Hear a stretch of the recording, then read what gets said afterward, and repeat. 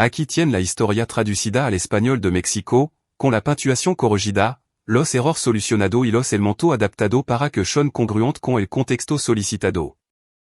Ahora, comencemos. Roberto Salgado estaba de pie frente al ventanal de su oficina en el centro de la ciudad, observando las luces parpadear mientras el anoche se posaba sobre el horizonte. 20 años, 2 décadas de lo que él creía que era un matrimonio sólido, ahora revelado como nada más que una elaborada actuación. Su reflejo en el cristal mostraba un hombre de 45 años, en forma y sereno, con hilo de plata surcando su cabello oscuro. Un hombre que se veía exactamente como lo que era, alguien que había construido su firma de arquitectura desde cero a base de talento y determinación, y no con el dinero familiar que todo asumían que tenía. Su teléfono vibró. Un mensaje de su abogado, Solflor, presentó la demanda en el juzgado. Nos vemos a las 9 de la mañana. Roberto guardó el teléfono en su bolsillo sin responder. Sabía que esto iba a pasar. Lo había sabido durante exactamente 3 meses, 2 semanas y 4 días, desde la noche en que regresó temprano a casa por la cancelación de una cena con un cliente y escuchó a Cristina al teléfono en su estudio, riendo de una manera en la que nunca se había reído con él. 20 años de esta farsa, Carlos, pero la recompensa valdrá la pena. Me he ganado cada centavo que le voy a quitar. Carlos Beltrán, desarrollador inmobiliario, compañero de Tony del Club de Campo. El hombre cuyo apretón de mano siempre había sido un poco demasiado firme, cuya sonrisa nunca le legaba a los ojos cuando miraba a Roberto. Pero Roberto no los había confrontado esa noche. Había retrocedido en silencio, tomado su maltin del vestibulo y salido nuevamente por el garage. Luego, condujo hasta su oficina y se sentó en la oscuridad, no para pensar en la traición había sospechado que algo andaba mal durante años, y esa sensación persistente de que Cristina estaba interpretando un papel en lugar de compartir una vida con él. No, pensó en los patrones, en la arquitectura del engano, en los cimientos y en cómo derribarlo. A la mañana siguiente, Roberto había contratado a un investigador privado. No el típico ex policial amativo que se ve en las películas, sino a una contadora forense llamada Margarita Chavez, especializada en desenredar fraude financiero. No necesito prueba de una aventura le dijo. Necesito saber todo sobre la vida de mi esposa antes de conocer mi todo lo que ha hecho desde entonces. Ahora, 3 meses después, el informe de Margarita descansaba en un cajón con la en su escritorio. No solo era evidencia de infidelidad, no solo era prueba de que estaba con él por entrar, era algo mucho más oscuro.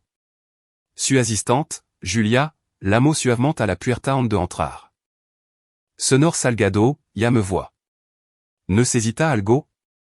¿Estoy bien, Julia? Nos vemos mañana. Ella dudó. Señor, si me permite decirlo. Pas lo que pase, usted puede con esto.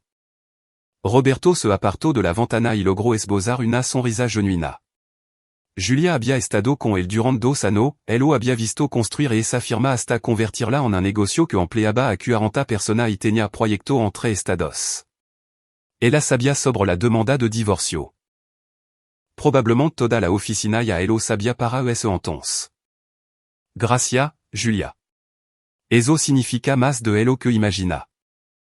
Después de que ella se fut, Roberto finalmente abrió el cajón y sacó los expedientes.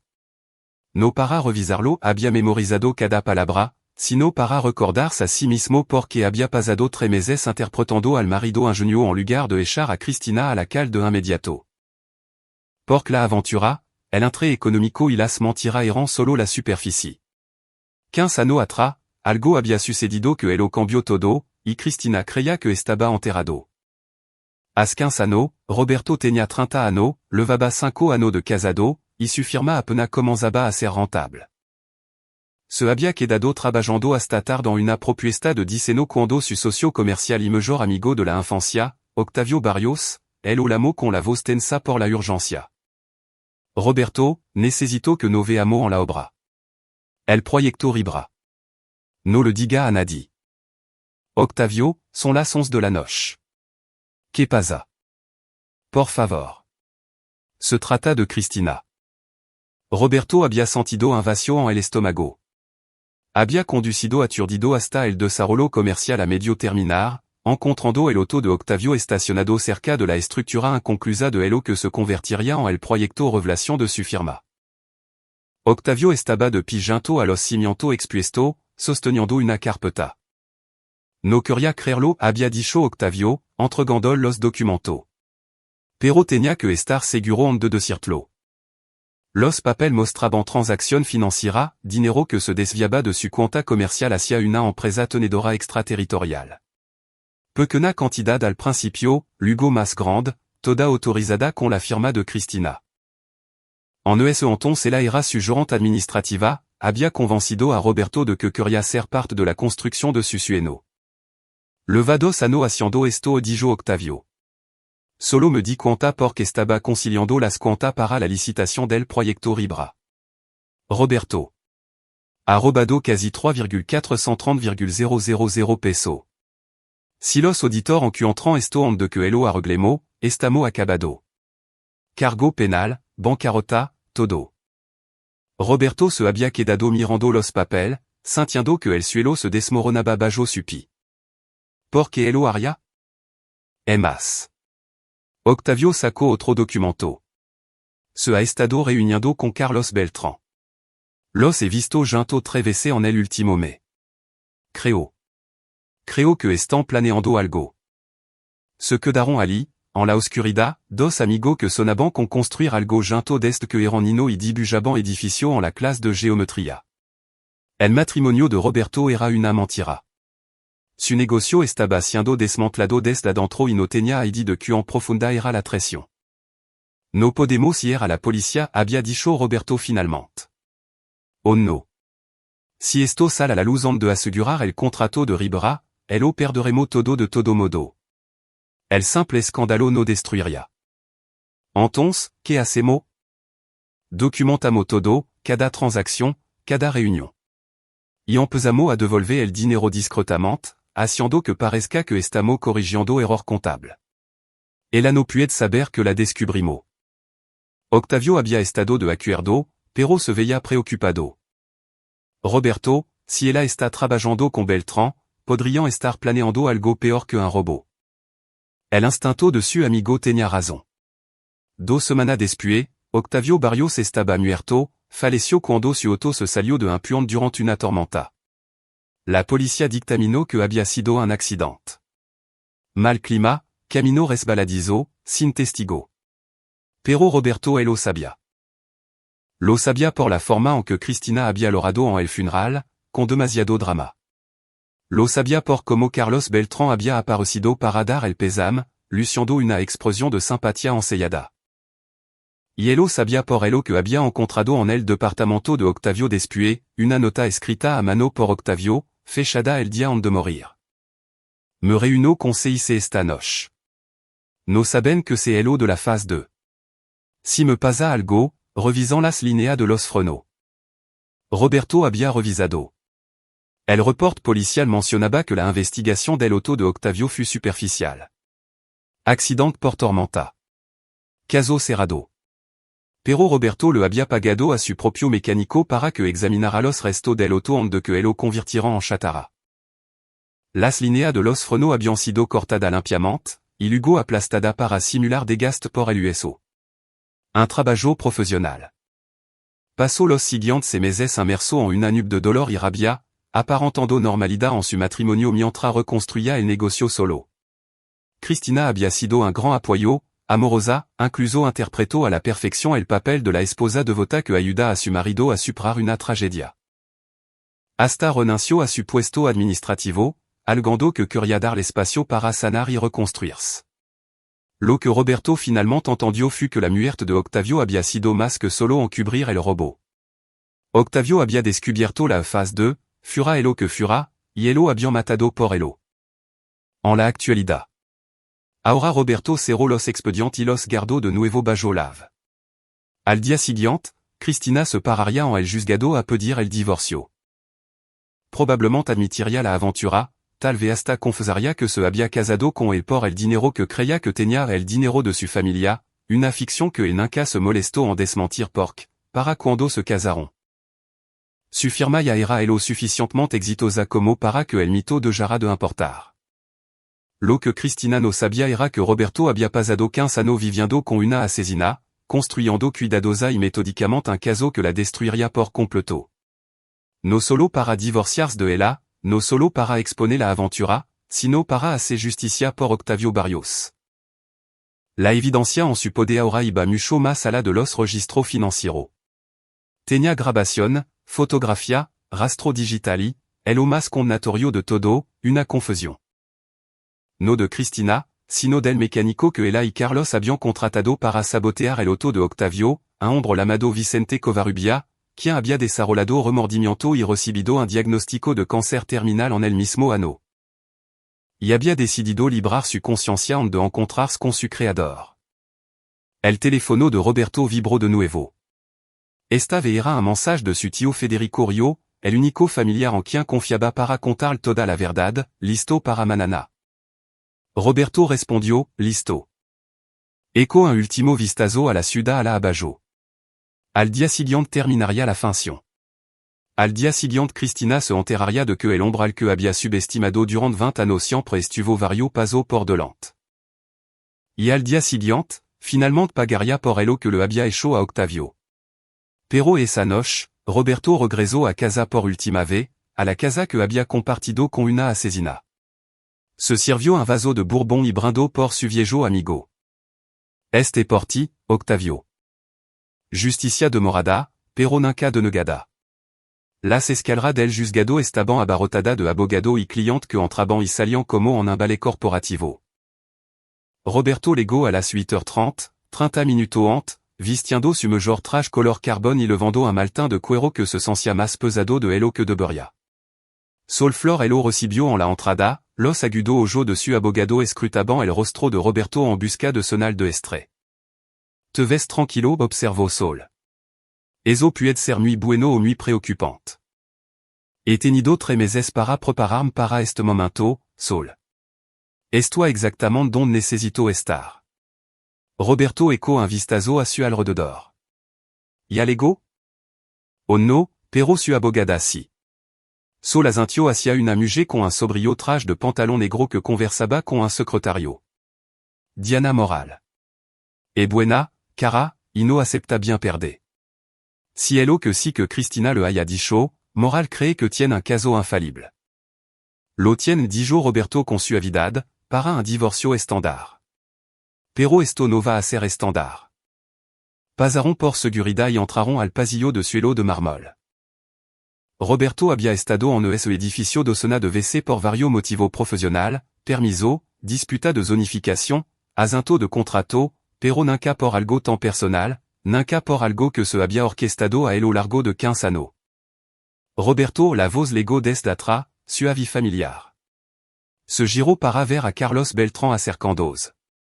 Vestido con un costoso traje azul marino y su cabello plateado perfectamente peinado. El desarrollador inmobiliario lucía en cada centímetro como un hombre de negocio exitoso, hasta en su zapato de 17,150 pesos y su reloj Rolex. Carlos, me sorprend verte aquí, simplement apoyando a una amiga en un momento difícil. La sonrisa de Carlos era de una empatia ensayada. Cristina me pidió que estuviera aquí como apoyo moral. Espero que no sea incómodo. Roberto lo miró fijamente a los ojos. Para nada. On tengo curiosidad por saber cuánto tiempo le va brindando el tube apoyo. Algo parpadeó en la expresión de Carlos. Sorpresa, tal vez, o calculo. Cristina y yo hemos sido amigos durant años, como bien sabe. Compañero de Tony, miembro del comité de caridad. Por supuesto.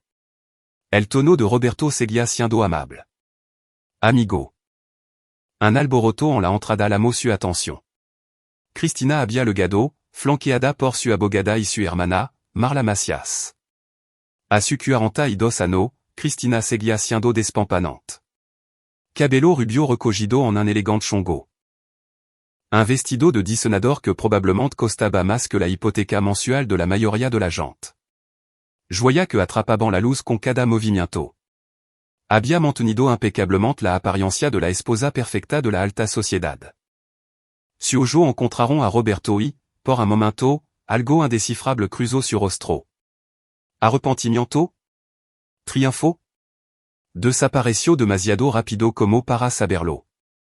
Se inclinó para susurrar algo a Diana Moral, quien asintió e hizo una anotación en su libreta legal. Sonora Salgado dijo sol formalmente mientras se acercaban. Licenciada Moral. Licenciado Flor. La voz de Diana Moral fut seca, profesional. Vamos a manejar esto como adulto.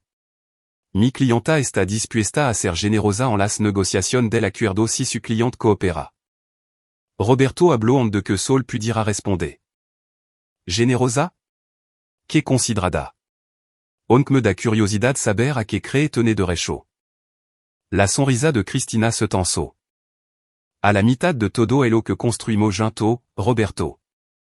Eso y lo estándar en la ley de sociedad conyugal de la Ciudad de México, como estoy segura de que te habrá explicado tu abogado. Todo lo que construimos junto o repició Roberto lentamente, dejando que las palabras flotaran en l'air. Esa es una caracterización interesante. La jueza los recibirá ahora, anunció un alguacil, salvando a Cristina de tener que responder.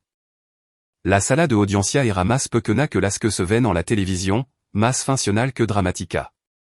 La jueza Patricia Moreno presidia, una mujer de unos 60 años, con cabello gris acero y la reputación de no tolerar tontería en su tribunal.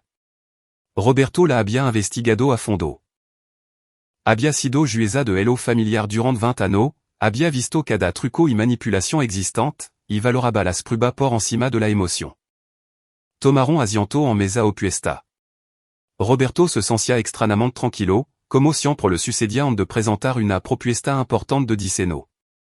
En realidad, esto era solo otra presentación, otra oportunidad para mostrar su trabajo. La jueza Moreno revisó los documentos inicial, con su anteojo de lectura apoyado sobre la nariz. Esto parece sencillo. La Sonora Salgado solicita el divorcio por diferencia irreconciliable, exigiendo la división equitativa de los bienes y pensión alimenticia. Licenciado Flor, ¿cómo responde su cliente? Sol se puso de pie. Su señoría, mi cliente impugna los términos de la división de bienes y la pensión alimenticia. Sin embargo, antes de proceder, e alguna cuestión de hecho que deben establecerse respecto a la naturaleza de este matrimonio. Diana Moral se puso de pie de inmediato. Su señoría, estamos preparado para presentar prueba de 20 años de matrimonio, propiedad conjunta de bienes. Licenciada Moral, tendrá su turno. El tono de la jueza Moreno fut patient pero firme. Licenciado Flor, proceda. Gracia, su señoría. A mi cliente le gustaría hacer una declaración de escuchar a la Sonora Salgado. La jueza miró a Roberto. Sonor Salgado, puede hablar. Roberto se levantó, sintiendo el peso de 15 años posar sobre su hombro. Este era el momento. Los cimientos que había preparado con tanto cuidado estaban a punto de ser puesto a prueba. Su señoría, me casé con Cristina Sánchez hace 20 años, creyendo que me casaba con alguien que me amaba. Trabajé duro para construir una vida junto. Compartí todo con ella, mi sueño, mi lucha, mi negocio, mi confianza. Durant 15 años, creí plenamente en ese matrimonio. Hizo una pausa al ver que Cristina se movía incomoda en su asiento. Carlos Beltrán estaba sentado très fila atrás, con una expresión cuidadosamente neutral. Pero a los 5 años de nuestra boda, mi socio comercial, Octavio Barrios, murió en lo que se dictaminó como un accidente. Después de su muerte, comencé a notar inconsistencia, cosa pequeña al principio, discrepancia financiera, cambio de comportamiento. Con el tiempo, empecé a sospechar que mi matrimonio no era lo que parecía. Su señoría, esto es sumamente irregular, interrumpió Diana Moral. Si el Sonor Salgado desea hacer acusación. No estoy haciendo acusación, dijo Roberto con calma. Estoy estableciendo contexto porque hace 3 meses me entré de algo que lo cambió todo. Descubrí que mi esposa ha tenido una aventura con Carlos Beltrán durant aproximadamente 15 años. Descubrí que se casó conmigo bajo falsa pretensión y descubrí que ha estado planeando este divorcio durant bastante tiempo, creyendo que tendría derecho a la mitad de uno bien que ella asume provienen de la riqueza de mi familia. El rostro de Cristina abbia palidecido. Diana moral garabateaba nota furiosamente, claramente descolocada por la revelación de que Roberto sabía sobre la aventura. La jueza Moreno se inclinó hacia adelante. Senor Salgado, como e relevant todo esto para el proceso de divorcio? Porque, su señoría, puedo probar que mi esposa se casó conmigo de manera fraudulenta, con la intención de estafar. Puedo probar que ella y el senor Beltrán conspiraron para robar dinero de mi empresa, y puedo probar que estuvieron involucrado en la muerte de Octavio Barrios Ascanzano. La sala estaló. Diana Moral gritaba objeción. Cristina había agarrado el brazo de su abogada, con el rostro convertido en una máscara de conmoción y furia. Carlos Beltrán se había levantado a media de su asiento, mientras su calculada compostura finalmente se desmoronaba. El mazo de la jueza Moreno resonó como un disparo. Orden. Todos sientan y garden silencio o desalojaré esta sala. Clavó una mirada dura en Roberto. Senor Salgado, esa son acusaciones extremadamente grave. Espero que tenga evidencia para sustentarla. Roberto abrió su maltin y sacó una grusa carpeta, deslizándola hacia Sol, quien se acercó al estrado. Su señoría, contó con documentación extensa, registro financiero que muestran el robo sistemático a mi empresa, informe de un investigador privado de talando la aventura, comunicación entre la señora Salgado y el senor Beltrán. Y una declaración jurada del mecánico que manipuló el vehículo de Octavio Barrios por orden de Elo. La voz de Cristina cortó la tensión, aguda y afilada. Esto es una locura. Roberto, ¿qué está haciendo? Podemos resolver esto como adulto. No tiene que decir mentira. Roberto se giró para mirarla de frente por primera vez. Eso es lo que estoy haciendo, Cristina. Finalmente estoy diciendo la verdad. Se acabaron las actuaciones. Se acabó el fingir. Tenía los ojos muy abiertos, desesperado. No sé qué mentira te contó alguien, pero. Vicente Covarrubia dijo Roberto en voz baja. El mecánico del servicio automotriz Precision. Está muy enfermo, Cristina. Cáncer terminal. Y decidió que no quería morir con la sangre de Octavio en su conciencia. Me lo contó todo. Como Carlos se le acercó con un trabajo. Como tu le diste el horario de cuando Octavio estaría conduciendo y a dónde iría. Como le pagaron 343,000 pesos en efectivo para que pareciera un accident. El color abandonó por completo el rostro de Cristina. Carlos Beltrán parecía estar considerando salir corriendo de la sala. La jueza Moreno levantó una mano pidiendo silencio. Esto va más allá del alcance de una audiencia de divorcio. Si el senor Salgado tiene prueba de actividad criminal, deben entregarse a las autoridades de inmediato. Ya se hizo, su señoría dijo Sol. La fiscalía ha tenido copia de todo durante la última semana. Están preparando los cargos en este momento. Su señoría, la voz de Diana Moral sonaba desesperada ahora, solicitó un receso inmediato. Necesito consultar con mi clienta. ¿De dónde sacaste esto? La voz de Cristina se quebró, cruda y aterrada. Miraba a Roberto como si nunca ante lo hubiera visto. Se suponía que eso estaba enterrado. ¿Cómo pudiste? Un secreto de 15 años? Los secretos no permanecen enterrados para siempre, dijo Roberto. No cuando alguien está dispuesto a cavar el tiempo suficiente, el o bastante profundo, y con la paciencia necesaria. Pensaste que yo era débil, Cristina. Pensaste que era demasiado confiado, que estaba demasiado enfocado en mi trabajo como para darme cuenta de lo que pasaba bajo mi propio techo. Me subestimaste. Esto es una trampa. Gritó Carlos Beltrán desde su asiento. Su señoría, él planeó todo esto. Senor Beltrán, usted no es parte de este proceso. Sientes y cales o será expulsado.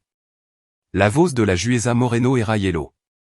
Miró los documentos que Sol había proporcionado, pasando las páginas con una gravedad creciente. Senor Salgado, me inclinó a creer que esta afirmación tiene mérito. Licenciada Moral, le concedo un receso de una hora para que consulte con su clienta. Cuando no renamo nuevamente, espero una respuesta completa sobre esta acusación. Mientras el mazo de la jueza calla, Cristina se abalanzó cruzando el espacio entre las mesas, agarrando el brazo de Roberto. Por favor susurró, con lágrima corriendo por su rostro. Ya, por favor, Roberto, podemos llegar a un acuerdo. Retiraré la demanda de divorcio. Podemos volver. ¿A qué? Roberto liberó su brazo, con la voz más dura que él le había escuchado jamás. ¿A fingir? ¿A vivir una mentira? ¿A deshonrar la memoria de Octavio todos los días? No, Cristina. Esto termina hoy. De una forma u otra, esto se acaba. Solelo guió hacia la salida mientras los alguaciles se movilizaban para separarlo. Roberto podía escuchar los solozos de Cristina. Podía escuchar la confrancia urgente y en voz baja de Diana Moral con su clienta. Podía escuchar a Carlos Beltrán discutiendo con alguien por teléfono, llamando ya a su propio abogado. En el pasillo, Federico Rio estaba esperando. El curtido rostro de su tío se arrugó de preocupación y orgullo. Lo hiciste, hijo. Realmente lo hiciste. Todavía no dijo Roberto. Esta es solo la jugada de apertura. La Fiscalía Real presentará los cargos. Manana a primera hora. Cargo por el asesinato de Octavio. Conspiración para cometer fraude. Han estado armando su caso a la par del mío durante el último mes. Roberto se apoyó contra la pared, sintiendo que la adrenalina por fin comenzaba a desvanecerse. Sol, ¿qué pasa ahora? Su abogado ya estaba en el teléfono, pero hizo una pausa lo suficientemente larga como para responder. Ahora entrant en pánico. Moral le aconsejará a Cristina que retire la petición de divorcio y que evite hacer más declaración. Carlos contratará a los mejor abogado, pero con el testimonio de Covarrubia y la evidencia que HS reunido. Sol sonrió con dureza. Están acabado. Los dos. A través de las puertas de la sala, Roberto no podía escuchar voz elevada. La de Cristina, la de su hermana Marla, la de Diana Moral, toda discutiendo, toda tratando de averiguar como su éxito seguro se había convertido en una pesadilla. Roberto pensó en Octavio, en el amigo que había intentado advertirle, que había pagado con su vida el descubrir la verdad. Durante 15 años, Roberto había cargado con el peso de ese conocimiento. Había interpretado al marido ignorante mientras armaba su caso ladrillo por ladrillo, tal como construía su edificio, con paciencia, precisión y cimiento inquebrantable. Sonor Salgado. Una joven se acercó con vacilación, con una plaza de la Fiscalía sujeta a su cinturón. Soit la fiscale auxiliar Jennifer Reyes. Quería presentarme de los procedimientos de Manana. Roberto le estrechó la mano. Gracias por tomar esto en serio, licenciada Reyes. Sé que no es un caso típico. ¿Típico? No, su sonrisa fut aguda. Pero es sólido. Su documentación es meticulosa, casi obsesiva. Su arquitecto dijo Roberto simplemente. No construyó nada que no esté hecho para durar. Cuando terminó el receso y volvieron a entrar en la sala, el ambiente había cambiado por completo. Cristina estaba encorvada, su compostura perfecta, destrozada. Su hermana Marla le apretaba la mano y le lanzaba mirada venenosa a Roberto. Carlos Beltrán brillaba por su ausencia, probablement ya asesorando con su equipo legal. Diana Moral se paró frente a la jueza con visible reticencia. Su señoría, a la luz de las pruebas presentadas y de las posibles implicaciones penales, mi clienta desea retirar su petición de divorcio en este momento. Denegado dijo rotundamente la jueza Moreno. Sonor Salgado, desea proceder con el divorcio? Roberto se puso de pie. Si, su señoría, pero presentaré una contrademanda. Solicitó el divorcio por motivo de fraude y exigió la propiedad total de todos los bienes conyugal con base en el engano y los robos de la Sonora Salgado. También solicitó que cualquier reclamo que ella pudiera hacer sobre mi empresa o mi propiedad si desestimado definitivamente. Su señoría, usted no puede simplemente. Comenzó Diana Moral. Puedo hacer lo que las pruebas sustentan, licenciada, y por lo que he visto aquí hoy, el sonor salgado a proporcionado una extensa documentación sobre fraude, infidelidad y conspiración. La jueza Moreno miró directamente a Cristina. Sonora Salgado, comprendre que, basandos en esta acusación, podría enfrentar cargo penal. La voz de Cristina fut apenas un susurro. Si, su senoria. Entonces ordenó el congelamiento temporal de todo los bien conyugal mientras se leva a cabo la investigación. Ninguna de las partes podrá disponer, vender o transferir propiedad ni fondo hasta que se resuelva este asunto. Además, ordenó que la Sonora Salgado entregue su pasaporte. La jueza tomó nota. No reniremos nuevamente en 2 semanas, momento para el cual espero que la fiscalía proporcione una actualización sobre su investigación. Se levanta la sesión. El mazo cayó con una finalidad que pareció hacer eco en toda la sala. Mientras salían, Cristina agarró el brazo de Roberto una vez más, con un agar desesperado. ¿Desde cuando él lo sabe? Preguntó, con voz vacía. ¿Lo de Octavio? Roberto la miró. ¿De verdad? La miró. Quizá por primera vez en anocine el filtro de la pretensión educada. El tiempo suficiente dijo. El tiempo suficiente para asegurarme de que pagara por ello. Nunca quis que nadie murira susurró ella. Fut Heidi de Carlos. Dijo que Octavio iba a arruinarlo todo, que teníamos que. Guardatlo para tu abogada dijo Roberto, soltando's. O mejorón, guardatlo para el jurado. Se alejó sin mirar atrás, dejándola de pie en el pasillo del juzgado, las ruinas de su cuidadoso plan esparcida a su alrededor como cristal roto. A fura, el sol de la tarde brillaba cálido. Roberto se paró en los escalones del juzgado, respirando profundamente por el que se sintió como la primera vez en ano. Solia estaba atendiendo la mada de periodista que se había entrado de la historia. Federico Rio estaba a su lado, con una presencia sólida y tranquilizadora. Octavio estaría orgulloso dijo su tío en voz baja. Roberto asintió, sintiendo el peso del dolor y la satisfacción mezclándose en su pecho. Eso esperó.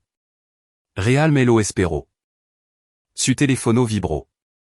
Un mensage de Julia, de la oficina, 6 las noticias. El equipo está con usted al 100%. Estamos listo para capear el temporal. Ce fut otro error de cálculo de Cristina. Ella creía que su negocio se trataba solo de dinero, de ganancia y perdida. No había entendido que Roberto había construido algo real, algo que le importaba a la gente. Su empleado no eran solo trabajador. Eran un equipo, una especie de familia. Lo habían apoyado durant la muerte de Octavio, durant los duro años de la reconstrucción. Y lo apoyarían a través de esto también. ¿Y ahora qué? Preguntó Federico. Roberto sonrió, sintiendo que algo parecido a la paz empezaba a apoderarse de él. Ahora. Ahora vuelvo a trabajar. Tango edificio que disnar, un negocio que dirigir y una vida que reconstruir. La verdadera, esta vez. Y Cristina, y Carlos. Obtendrán lo que se merecen. Ahora la ley se encargará de ello. Roberto comenzó a bajar las escaleras hacia donde sol le hacía para dar una declaración a la prensa. Pas équin no siendo paciente, tío Federico. Puedo esperar un poco más por la justicia. Pero mientras se enfrentaba a las cámaras y a las preguntas, mientras daba su declaración cuidadosamente preparada sobre el fraude, la traición y la búsqueda de la verdad, Roberto se permitió un momento de satisfacción. La función había terminado. Las máscaras se habían quedado. Y por primera vez en 20 años, él era exactamente quien se suponía que debía ser. No un blanco fácil, no una víctima, sino un hombre que había contraatacado y ganado. El verdadero trabajo apenas comenzaba, pero los cimientos, como siempre en la obra de Roberto, eran sólidos. Las semanas siguientes se convirtieron en un torbellino de procedimiento legal, atención mediática y revelación. Roberto había anticipado el escrutinio, se había preparado para él de la misma manera que se preparaba para todo, metódica y exhaustivamente, con plan de contingencia para cada variable. Para ello que no se había preparado del todo era para ello que se sentiría ver cómo se desmoronaba el mundo cuidadosamente construido de Cristina. En peso con las auditoria contable. Margarita Chavez, la mujer que Roberto había contratado hacia 3 meses, presentó su alasgo tanto al juzgado de lo familiar como a la fiscalía. Había rastreado cada peso robado, cada transferencia fraudulenta, cada empresa fantasma que Cristina y Carlos habían creado para dronar los fondos de arquitectura salgado a lo largo de los años. De hecho, et bastante brillante a su modo le explicó Margarita a Roberto en su oficina una tarde, con hoja de cálculo proyectada en la pared de la sala de junta. Empezaron con poco, uno miles por aquí, uno miles por allá. Cantidad de lo suficientemente pequeña como para que parecieran discrepancia contable o gasto mal categorizado. Pero a lo largo de 15 años. Resaltó una columna de número. Robaron poco más de 34,300,000 pesos. Roberto miró fijamente la cifra, sintiendo que una furia helada se instalaba en su pecho.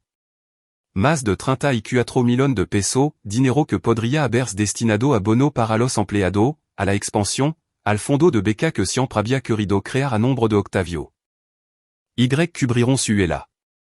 O eso creyó continuó Margarita. Pero cometieron un error crítico. Asumiront que nunca revisaría. Asumiront que confiaba completamente en Cristina, que nunca cuestionaría su acceso a las cuentas. Margarita abrió otra pantalla. Lo que no anticiparon fut que soit muy buena encontrando dinero que no quiere ser encontrado. El rastro condujo exactamente a donde Roberto sospechaba, a cuenta en paraíso fiscal en las Islas Caimán, a una propiedad vacacional en Costa Rica comprada a nombre de Carlos Beltrán, a auto de lujo y joya. Y a un estilo de vida que ni Cristina ni Carlos podrían haberse permitido solo con su ingreso legítimo. A la fiscalía le encanta esto informó Sol Flor después de reunirse con Jennifer Reyes y su equipo. Disant que uno de los casos de conspiración para cometer fraude mejor documentado que han visto. Sumando la evidencia sobre Octavio. Negó con la cabeza. Roberto, están hablando de 15 a 20 años, como mínimo. Roberto asimiló esta información en silencio. 20 años, la misma duración que su matrimonio. Había en elo una simetría que parecía casi poética. Pero los cargos por fraude eran solo el acto de apertura. La verdadera devastación se produjo cuando Vicente Covarrubias subió al estrado. El mecánico era solo la sombra de un hombre, con el cuerpo destrozado por el cáncer que le arrebataría la vida en cuestión de meses.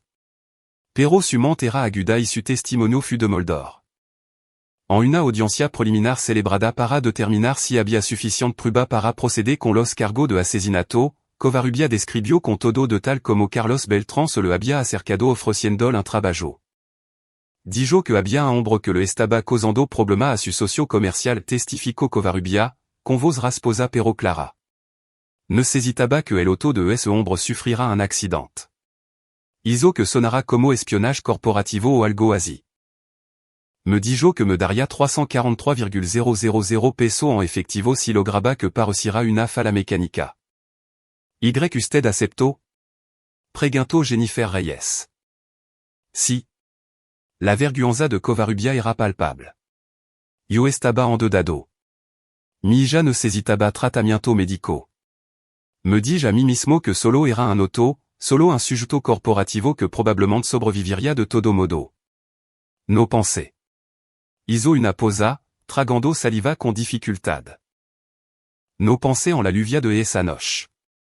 No pensé en el rápido que podría ir conduciendo.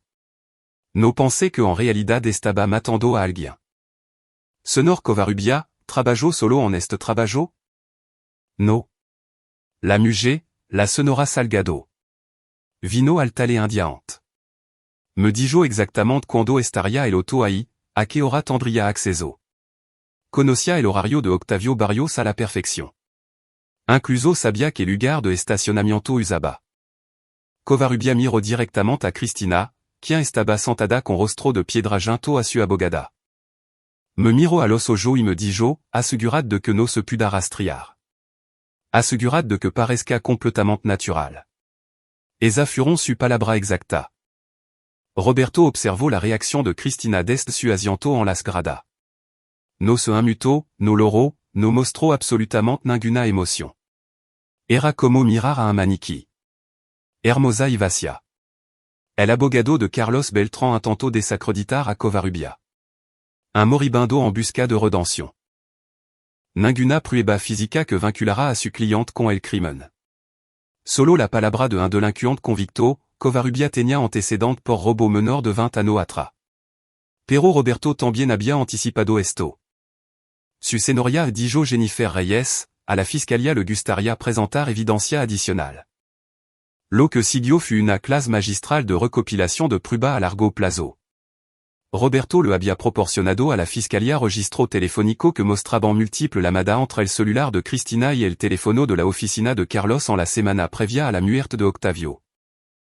Imagen de seguridad de un restaurant que mostraban a Cristina y Carlos reuniendo 3 días antes del accidente, su langage corporal era intenso y conspiratorio. Registro bancario que mostraban un retiro en efectivo de 343,000 pesos de una de las cuentas comerciales de Carlos, 2 días después de la muerte de Octavio. Pero el plato fuerte, la prueba que hizo que incluso la cara de póker de Cristina se resquebrajara, fut la grabación. Encontramos esto en un disco de respaldo de la computadora personal de Octavio Barrios explicó Jennifer Reyes. Al parecer, el señor Barrios estuvo grabando su conversación telefónica en la semana previa a su muerte, posiblemente porque sospechaba que algo andaba mal. La grabación cobró vida con un crujido en la sala, y Roberto escuchó la voz de su amigo muerto por primera vez en 15 años. Cristina, c'est lo que está haciendo. He visto las transferencias. He rastreado el dinero. Octavio sonaba tranquilo, profesional, como si estuviera manejando una negociación comercial en lugar de confrontar a una ladrona. La voz de Cristina se escuchó con claridad. Octavio, está cometiendo un error. Si le dis esto a Roberto, él lo destruirá. ¿Quieres hacer eso a tu mejor amigo? Lo que quiero es que dejes de robarnos. Devuelve el dinero. Déjà a Roberto y olvidaremos que esto pasó. Una pausa. Luego, la voz de Cristina, ahora más fría. Y si no lo hago. Entonces iré a las autoridades. Tango copia de todo.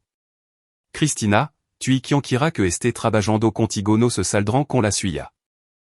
Me está amenazando. Te estoy dando a elegir. Toma la decisión correcta. La grabación terminó. En el silencio que siguió, Roberto pudo escuchar la respiración de Cristina, rápida y superficial. Su abogada, Diana Moral, parecía querer meterse debajo de la mesa. La jueza Moreno ordenó que el caso pasara a juicio. La fianza se fijó en 85,750,000 pesos, una cantidad que ni Cristina ni Carlos podían pagar, dado que su bien estaba congelado. Esperarían el juicio en custodia. Mientras los alguaciles se levaban a Cristina, et la miró a Roberto por última vez. Yo te amé dijo, con palabra desesperada y hueca. Tal vez no al principio, pero con el paso de los años. No lo haga dijo Roberto en voz baja.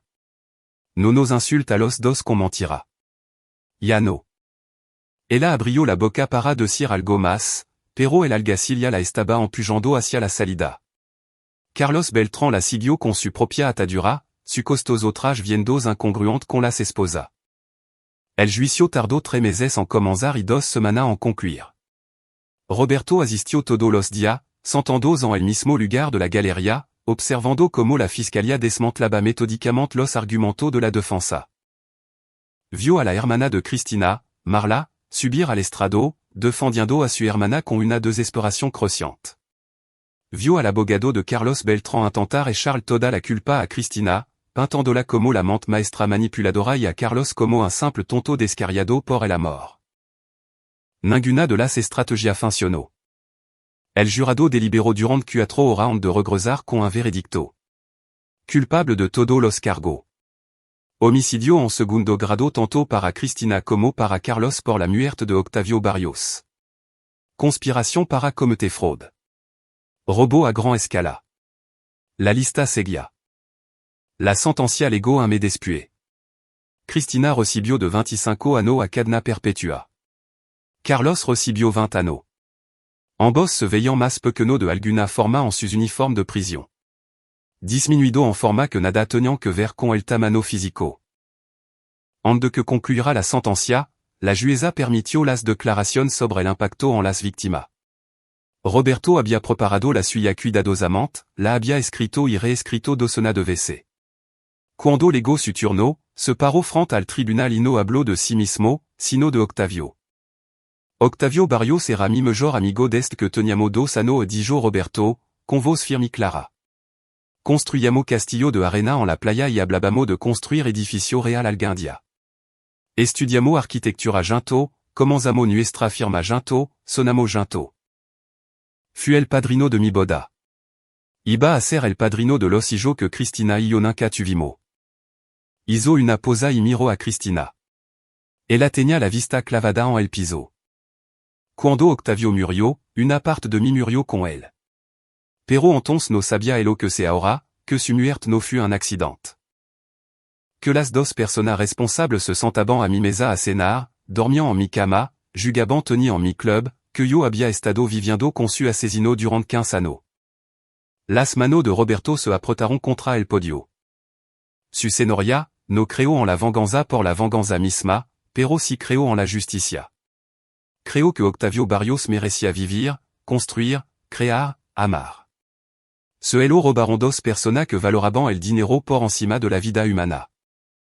Y creo que deberían pasar el resto de su vida pagando por esa decisión. Cuando se sentó, sintió la mano de Federico Rio en su hombro, firme y comprensiva. Sintió la presencia tranquila de Sol al otro lado y, por primera vez desde el funeral de Octavio, sintió que algo parecido a un cierre comenzaba a formarse. La jueza estuvo de acuerdo, sentencia máxima para ambos acusados. Seriam elegibles para libertad condicional en 20 años, pero dada la gravedad del crimen y la total falta de remordimiento que ambos habían mostrado, la libertad condicional parecía improbable. Mientras los alguaciles se los levaban por última vez, Carlos Beltrán miró a Roberto con algo que podría haber sido respeto. Jugaste una partida larga, le dijo. Más larga de lo que te creía capaz. Roberto no respondió. No había nada más que decir. Ces meses después de que concluirá el juicio, Roberto estaba en el vestíbulo del recién terminado Centro de Innovación Conmemorativo Barrios, una instalación de vanguardia para joven arquitecto y diseñador que había diseñado y financiado por su cuenta. El edificio era su mejor obra. Todo era en línea fluida y luz natural, forma y función perfectamente equilibrada. Una plaza cerca de la entrada rezaba, en memoria de Octavio Barrios, quien creía que los edificios debían inspirar y que los amigos debían ser leal. Este centro se erige como un testimonio de ambas cosas. Julia Elo encontró allí, de pie y solo, banado por la luz de la tarde. Sonor Salgado. El corte de listón está por comenzar. Todo están esperando. Roberto asintió pero no se movió de inmediato. Estaba pensando en la última conversación que había tenido con Cristina antes de que la trasladaran al penal estatal. Ella había pedido una última reunión y, en contra del consejo de Sol, Roberto había aceptado. ¿Por qué? Le había preguntado a través de la mampara de plexiglas. ¿Por qué esperaste tanto tiempo? ¿Por qué no me confrontaste cuando te entraste de la aventura? ¿Por qué no me entregaste cuando supiste lo de Octavio? Roberto había considerado la pregunta con cuidado antes de responder. Porque necesitaba estar seguro. Porque necesitaba prueba que se sostuvieran en un tribunal, no solo sospecha. Y porque hizo una pausa, eligiendo su palabra. Porque necesitaba que creera que había ganado. Necesitaba que te sentira lo suficientemente segura como para volverte descuidada. Y lo hiciste. Me utilizaste. No la había corregido Roberto con suavidad. Tu me utilizaste. Yo solo dejé de permitírtelo. Ella se había redo entonces. Un sonido roto. 20 años. Podríamos haber tenido un matrimonio real, Roberto. Si tan solo hubiera sido honesta desde el principio. Si no hubiera dado una oportunidad real. Nunca lo sabremos había dicho él, porque tu tomaste tu decisión y yo las mías, y ahora ambos tenemos que vivir con las consecuencias. Esa había sido su última conversación. Roberto no la había vuelto a visitar, no había escrito, no había acusado recibo de las cartas que ella enviaba periódicamente desde la prisión. carta que comenzaron como acusación de enojo y que gradualmente se transformaron en algo que podría haber sido arrepentimiento, aunque Roberto sospechaba que era más arrepentimiento por haber sido atrapada que por los crimen en sí. Sonor Salgado. La voz de Julia el trajo de vuelta al presente. Cierto, el corte de listón. Roberto sonrió y la siguió hacia afuera, donde se había reunido una multitud. Cliente, empleado, funcionario de la ciudad, periodista y, en primera fila, los padres de Octavio Barrios, ahora anciano, pero todavía de pie con la espalda recta, con los ojos brillantes por las lágrimas mientras miraban el edificio que honraría la memoria de su hijo. Roberto dio su discurso, habló sobre la innovación y la creatividad, y sobre la importancia de cultivar a los joven talento. Cortó el listón junto a la familia Barrios. Respondió a las preguntas de la prensa sobre cómo se sentía ver que se había hecho justicia, sobre cómo había mantenido su empresa a flote durante el escándalo y sobre su plan para el futuro. Lo que no le dijo fue que el centro de innovación conmemorativo Barrios era solo el primer paso. Los poco más de 34,300,000 pesos que Cristina y Carlos habían robado se habían recuperado, y con creces. Su bien acotado habían sido liquidado y, después de los honorarios legal y la restitución, quedó dinero suficiente para financiar beca, apoyo económico e instalación para aspirante a arquitecto en los años por venir. Roberto había transformado la avaricia de Elo en algo que ayudaría a cientos de jóvenes a alcanzar su sueño. Parecía un capítulo final muy apropiado. Esa tarde, después de que la multitud se hubo dispersado y el edificio quedó en silencio y orgulloso bajo el crepúsculo, Roberto regresó una vez más. Se paró en el vestíbulo principal, mirando hacia el altísimo techo, la interacción del vidrio, el acero y la luz. L'hologramo, Octavio dijo suavemente al espacio vacío. No de la manera que planeamos, pero el hologramo de todo modo. La firma es más fuerte que nunca. Y tu vas a seguir viviendo en cada persona que aprenda y cree dentro de este edificio. En cada diseño que suenan, en cada estructura que construyan, ahora parte de eso para siempre. Pensó en Cristina en su celda y en Carlos en la suya. Pensó en los 15 años que había pasado construyendo su caso, ladrillo a ladrillo, cuidadosa y pacientemente. Pensó en el matrimonio que nunca había sido real, en la traición que había cortado más profundo que cualquier herida. En el amigo cuya muerte necesitaba ser vengada. Y luego pensó en el manana. En el nuevo proyecto que estaba comenzando, un centro comunitario en un vecindario de escaso recurso. En la joven arquitecta que acababa de contratar, una mujer brillante, recién egresada, que le recordaba un poco a sí mismo a esa edad, llena de sueño y determinación. En la vida que estaba construyendo ahora, basada en la verdad en lugar de mentira, en relación genuina en lugar de actuación. Roberto Salgado salió del centro de innovación conmemorativo Barrios mientras la última luz se desvanecía en el cielo. Detrás de él, el edificio se erguía como un testimonio a la paciencia, la justicia y las partidas a largo plazo. Ante él se extendía un futuro que se había ganado, libre del peso de los secretos y las falsas apariencias. Había pasado 20 años casado con una mentira y 15 años persiguiendo la verdad. Ahora, finalmente, simplement podía vivir. Y esa pensó Roberto mientras subía a su auto y conducía hacia casa, un nuevo hogar, un lugar más pequeño, pero completamente suyo era la mejor venganza de toda. No el juicio, ni las condenas, ni las sentencias de prisión, sino esto, la libertad de construir algo real. Los cimientos, como siempre con la sobra de Roberto, eran sólidos. Todo el demás vendría por añadidura. Aquí es donde nuestra historia llega a su fin. Comparte tu opinión en la sección de comentarios. Gracias por tu tiempo. Si disfrutaste de esta historia, por favor, suscríbete a este canal.